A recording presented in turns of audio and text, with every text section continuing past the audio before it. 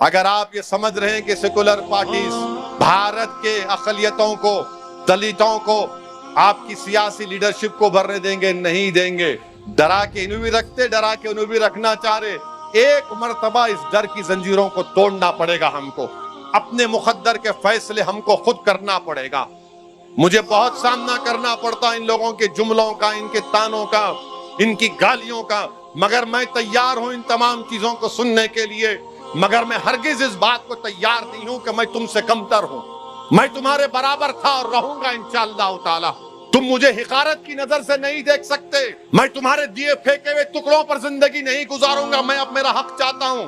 जिस तरह तुम इज्जत की जिंदगी गुजारते हो, मुझे भी इज्जत की जिंदगी गुजारने का मौका मिलना चाहिए। डरा कर जिंदगी नहीं गुजार सकते हम नौजवानों। आपको आगे बढ़ना है। ये मुस्तकबिल की लड़ाई जो मजलिस आज लड़ रही है, आपके मुस्तकबिल को अच्छा रखने की लड़ाई है।